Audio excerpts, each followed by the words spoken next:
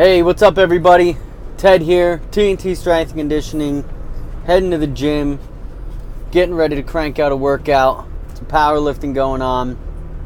If you're in the area, Manahawkin, Barnegat, Little Egg Harbor, Lacey, Forked River, anywhere in Southern Ocean County, and you want to get stronger, you come check us out. 587 Mill Creek Road, Manahawkin. Alright, that being said, today I want to talk about force production and using an optimal weight to produce force and speed, because you cannot try to lift a heavy object slow. Lifting a heavy object may move slow, but if you attempt to slowly do it, you'll get nowhere. And the example I want to give to you would be throwing. Let's take throwing a ball through a window. If I gave you a bowling ball and said throw this through a window, and you were standing 15 feet away from it, you'd have a hell of a time even getting it to the window. Okay? Too heavy. You'd throw as fast as you can and it wouldn't go anywhere. On the other hand, if I gave you a wiffle ball, your arm would move very fast. The wiffle ball is extremely light, and the ball would hit the window and nothing would happen, because the object that you're trying to move, the ball, is too light to produce maximum force. There is an optimal weight for force production in a certain timed range of motion. So if I gave you a baseball, told you to throw it through the window, you'd throw it through every time. So let's think about how we can equate that to the barbell.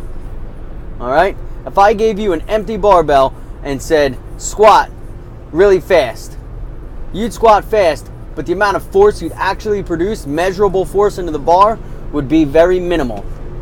Now if I loaded that up with your 1 rep max, if you could squat 400 pounds and I put 400 pounds on the bar and you had to squat it, it would still not move fast. You would be producing a tremendous amount of force to try to lift it, but that's testing your force.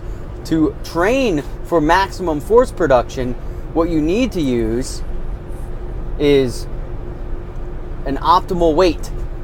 An optimal weight being 75% to 85% of the 1 rep max.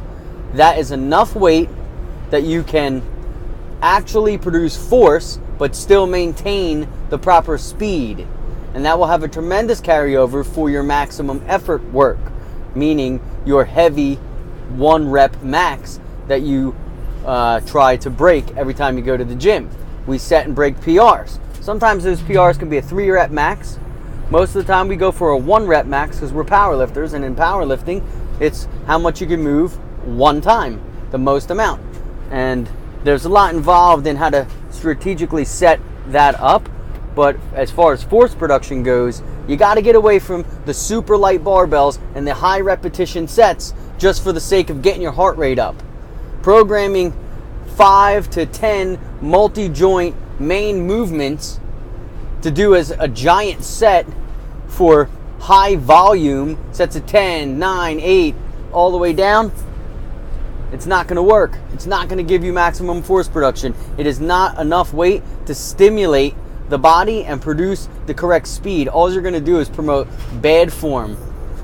To learn more, drop a question on this video, hit me up, we'll crush it together. Later.